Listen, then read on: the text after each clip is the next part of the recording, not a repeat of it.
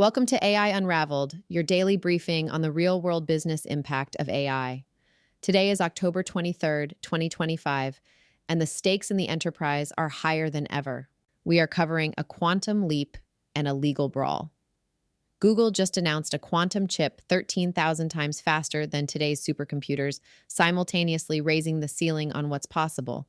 While the battle for data rages on, Reddit is suing Perplexity for ripping its content to feed their models. Plus, we'll analyze the critical security risks embedded in the new ChatGPT Atlas browser, look at Amazon deploying AI-powered glasses for its delivery drivers, and track why Meta is trimming 600 jobs in its AI division, even as Netflix goes all in on generative AI for everything from de-aging to conversational search. It is a volatile market, and governance is now the core differentiator. But let's pause the headlines for a critical question. Your platform solves the hardest challenge in tech, getting secure, compliant AI into production at scale. But are you reaching the right 1%? AI Unraveled is the single destination for senior enterprise leaders, CTOs, VPs of engineering, and MLOps heads who need production-ready solutions like yours. This is a direct line to your most valuable buyers. We have reserved a limited number of mid-roll ad spots for companies focused on high-stakes, governed AI infrastructure. Don't wait for your competition to claim the remaining airtime. Secure your high-impact package immediately. Secure your mid-roll spot. Link in show notes. And now, for the full analysis of today's deepfakes, the self-driving race between Google and GM, and Yelp's pivot to become a full-stack AI business. Let's unravel the AI landscape.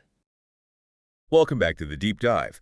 Today, we're looking at something pretty unique.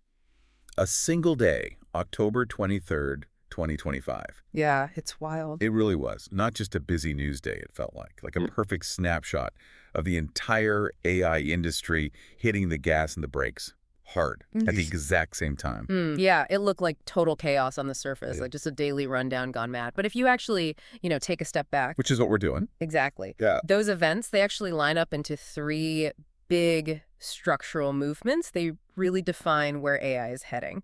First, there's this growing, almost existential alarm over the risks. Right. Then you've got these major corporate shifts in how AI is actually being built, like deep inside the companies. Okay. And finally, there's the relentless race for just raw computing power. It never stops. So that's our mission today. We're going to try and unbundle that chaos for you. We're not just reading headlines here. No. We want to find those structural shifts, the foundational changes that really tell you where the momentum is going. If you're trying to grasp the underlying direction of AI, well, these three movements are key. Absolutely. And for you, the learner trying to get up to speed quickly, but properly, honestly, the news about internal restructuring, strategic partnerships, that stuff, that's way more defining than, say, just another new model release. It's about AI shifting from being just a feature to becoming actual infrastructure. Okay, let's dig into that. Starting with, I guess, the biggest alarm bell of the day. That existential concern hitting the mainstream. So the huge story, the one really demanding everyone just pause. That was the open letter from the Future of Life Institute. Right. And this wasn't just, random people worried. The signatories were heavy hitters. Obviously credible names. Yeah, we're talking about Yoshua Bengio and Jeffrey Hinton, the godfathers of AI themselves. Plus people like Steve Wozniak, Apple co-founder Richard Branson from Virgin. And their demand was pretty stark. Basically, stop developing superintelligence until we can prove it's controllable and the public actually approves it. And the letter didn't just vaguely wave hands. It got specific about the fears. Very specific. Things like human economic obsolescence, losses of freedom, civil liberties, dignity, and control. And then the big one. Potential human extinction. Yeah. It lays the existential risk right out there. It does. But here's the kicker, and this really defined the tension that day. The silence. From who? From the big labs, the ones actually building this stuff. OpenAI, Google, Anthropic, xAI, Meta. Their leadership. Nowhere on the list. Conspicuously absent. So wait, you have the public, polls showing like 64% of Americans saying, hold on, prove it's safe first. You have the intellectual godfather saying, stop. But the companies actually doing it are quiet. What does that signal about who's really in charge? Well, it kind of suggests that these calls for caution, even from really influential people, are still getting drowned out by the sheer commercial pressure to go faster. Without the big labs signing on, that letter is a powerful warning, absolutely, but maybe not a guaranteed brake pedal. And then, boom, Yeah. Like immediately shifting from these huge, maybe far-off risks to something happening right now. The same day, we get this deepfake story threatening democracy. Yeah. Today. And that contrast is exactly why making AI policy is so damn hard. You're debating potential future extinction while, your current elections are actively being messed with. Exactly. Meta had to scramble, right? To take down an AI-generated video. Yeah, it showed an Irish presidential candidate, Catherine Connolly, supposedly withdrawing from the race. Falsely, of course. And people saw it. Nearly 30,000 views before they managed to pull it. Wow. And that's the shift you see. Deepfakes used to be more like an intellectual property issue. Remember Zelda Williams asking people to stop making AI videos of her dad, Robin Williams? Yeah, I remember that. Now, it's moved way beyond that. These are tools being used actively to try and swing elections, manipulate public opinion, super fast, super scalable.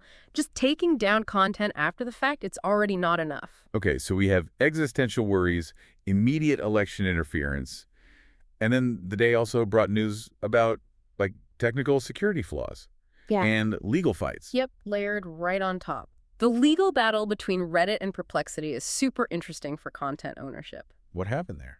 Reddit sued Perplexity.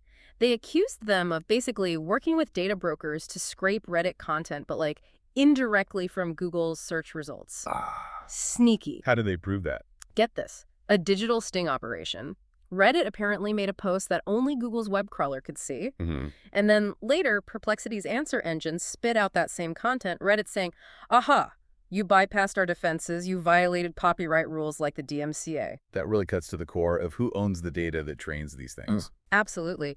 And meanwhile, the basic technical security issues aren't going away either. OpenAI's own top security exec admitted their new ChatGPT Atlas browser. Yeah, the one that's supposed to browse for you. That one still has an unsolved prompt injection vulnerability. Which means, what's the risk for a user? It means a malicious website could potentially trick the AI agent into doing things you didn't ask for, like maybe grabbing your data or sending it to bad websites. Not good. Nope. And they showed this scary clipboard injection attack where hidden code on a web page could actually change what's in your copy-paste clipboard. Oh, wow. Yeah. And to top it off, a key safety feature, this watch mode meant to stop the AI from working on sensitive sites. Banking sites. Exactly. Banking, GitHub. It failed during tests, didn't activate properly. Okay, so just to wrap this section up, Right. October 23rd was like a collision course. Right. Big names demanding a pause. Right. While we see immediate election dangers, plus admitted exploitable security holes in the very latest tools, the takeaway feels like uncontrolled acceleration. Pretty much sums it up.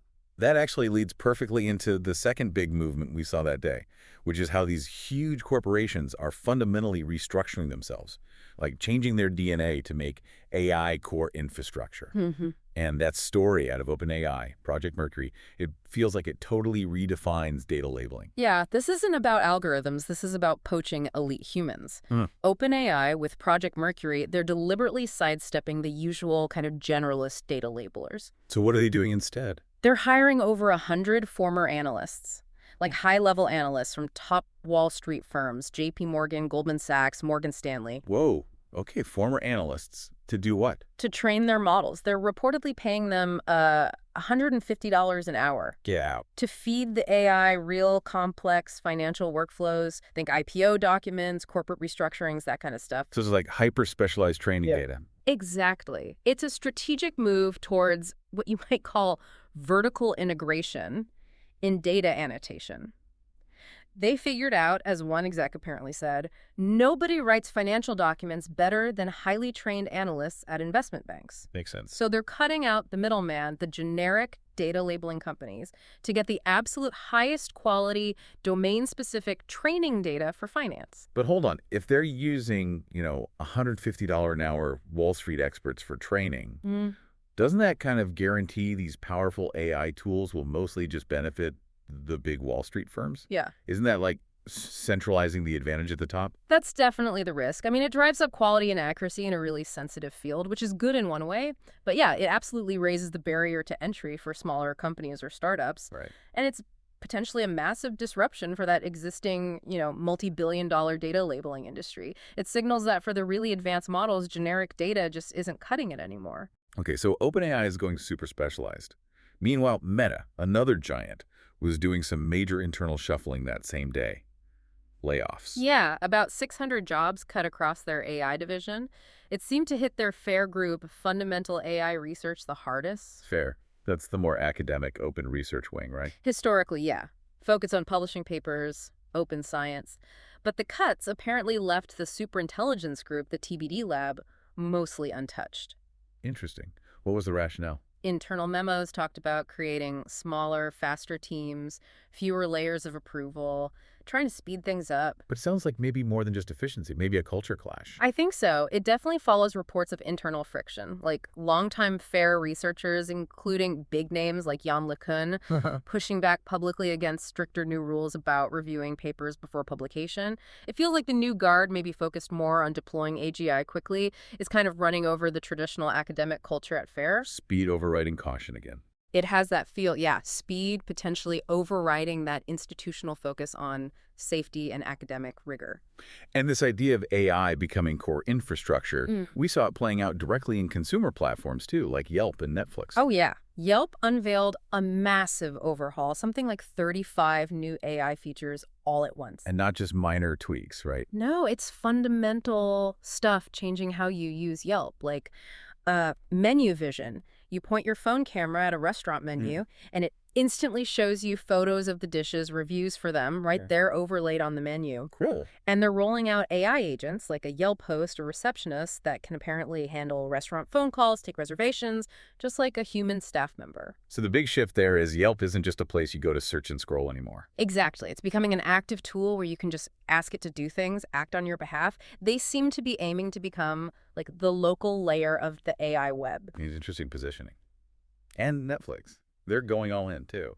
Yeah, their CEO is clearly betting big on generative AI, but more on the creation side, embedding it right into the production process. How so?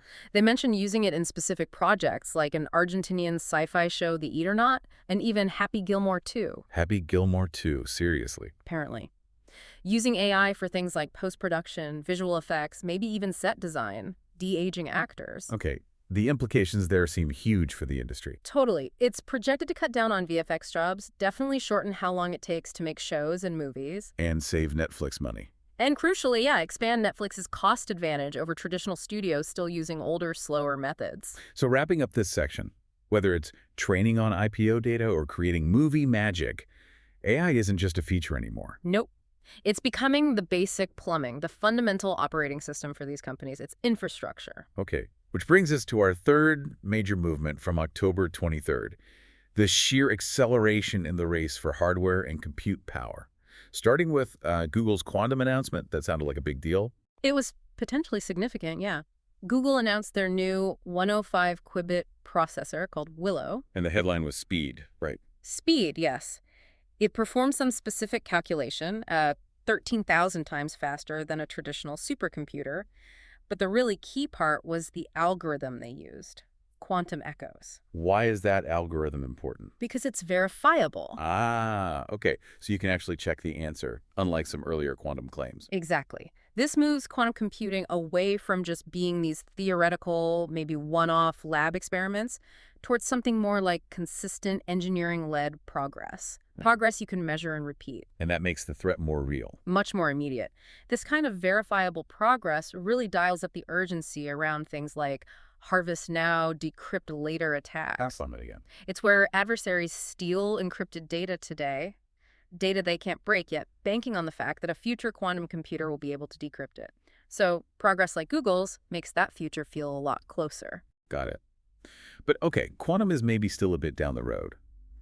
The fight for today's specialized AI chips, that hasn't slowed down at all, right? Not one bit. That same day, there were reports that Anthropic... AI safety-focused lab. Yeah, they were supposedly negotiating this massive multi-billion-dollar deal with Google Cloud. And the key thing, it was specifically for access to Google's custom TPU chips. So access to the specialized hardware is still the bottleneck. It absolutely dictates who can build and train the biggest, most powerful AI models at the cutting edge. Supply is everything. Okay, so we have all this compute power, quantum on the horizon, specialized chips now. How is it actually being used in the real world? Mobility seems like a key area. Google and GM announced a big partnership. Yeah, a major tie-up. It starts next year, apparently, with integrating Google's Gemini AI into GM vehicles, probably for infotainment, voice assistance, that sort of thing. Okay, but the bigger goal Is a driver assistance system rolling out maybe by 2028 that aims to let drivers actually take their hands off the wheel and their eyes off the road in certain conditions, level 3 or higher autonomy. This seems like a pretty logical step for both companies. It does. Google obviously has deep AI experience from Waymo, its self-driving unit.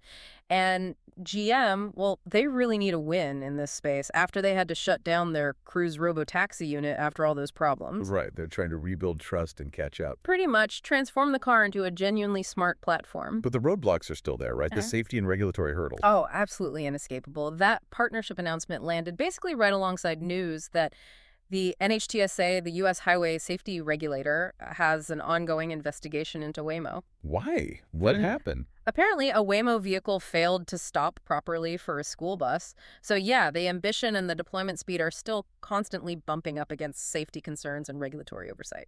It's a recurring theme. And speaking of ambition and scale, we also got that slight strange story about Elon Musk that day, his compensation package. Yeah, the request for potentially $1 trillion package. Which is mind-boggling in itself, but it was the justification that was interesting. Right. He framed it as needing the money to retain strong influence over Tesla, specifically because of the, and this was his phrase, enormous robot army he plans to build. Referring to the Optimus robot. Presumably, yeah. But calling it an enormous robot army when it was initially pitched as more of a household helper. Yeah, it sounds different, more strategic. It definitely suggests a much grander, perhaps more influential purpose for mass-produced humanoid robots than just folding laundry. It kind of connects that race for compute power directly to this end goal of deploying AI physically everywhere in massive numbers. Hashtag tag outro. Okay, so let's try to pull this all together. This one day, October 23rd, what does this concentrated chaos really tell us? It feels like this incredible tension. Definitely attention. On one side, you've got these really serious high-level calls from Nobel laureates, tech pioneers, demanding a full stop on the most advanced stuff due to existential risk. Right, a verifiable pause. But on the other hand, you have the biggest corporations actively weaving AI into the absolute core functions of finance, of retail, of entertainment, transportation, making it almost impossible to untangle. Embedding it. Yeah, embedding is the key word. And I think the main lesson for you, the learner, is still this. The really deep disruption. It's not just happening in the labs when a new LLM drops. Right. It's happening inside companies, in their operational structures, in these strategic deals we talked about. That shift from AI being this kind of interesting add-on feature to being the mandatory fundamental way things get done. That's it. That's the real structural change. It moves AI from being a curiosity to being a necessity. And the speed it's happening seems dizzying. The convergence is what you really need to watch. Just think about how quickly these different applications are starting to overlap. Like that same week, you heard about investors piling into companies focused on compute, right? Like ionq, the quantum computing firm. Okay, so finance betting on the hardware. Right. But then the same kind of AI and machine learning tech that powers those investment models, it's now being deployed in hospitals. We saw that news involving Kim Kardashian highlighting its use for AI-powered MRI and CT scan analysis. To do what specifically? To quickly triage patients, diagnose really subtle things from scans, like small, unruptured brain aneurysms, spotting things easily missed before. Wow. Okay, so finance, health. And then take it one step further. The sophisticated analysis techniques used to ensure data quality for something like OpenAI's Project Mercury, making sure that financial data is accurate. Yeah. Well, very similar real-time analytics are now being used for high-stakes integrity issues, like flagging potential match fixing or gambling scandals in major sports leagues like the NBA, almost as they happen. So it's the same underlying tech, branching out incredibly fast. Exactly. Health, finance, entertainment, security. These things that seem separate are converging rapidly through AI. Just consider how quickly it goes from spotting a tiny aneurysm to managing a $1 trillion financial market to policing criminal behavior in pro sports. That rapid convergence, that's the unavoidable trajectory you're witnessing right now. That's it for today's deep dive. We hope you walked away with actionable insights for your enterprise strategy. Before you go, let me remind you of the unparalleled value of this platform. AI Unraveled delivers deep, uncompromised technical insight that keeps our audience, senior enterprise leaders, tuned in to the very last minute. That sustained attention is the best place for your ad. This is your opportunity for a direct line to your most valuable buyers, the CTOs, VPs of engineering, and MLOps heads who sign off on high-stakes infrastructure. Stop wasting budget on general marketing noise. Secure your high-impact premium ad campaign right here. Email us today to reserve your mid-roll package, info@djamgatech.com. Thank you for listening to AI Unraveled. We'll be back tomorrow with more.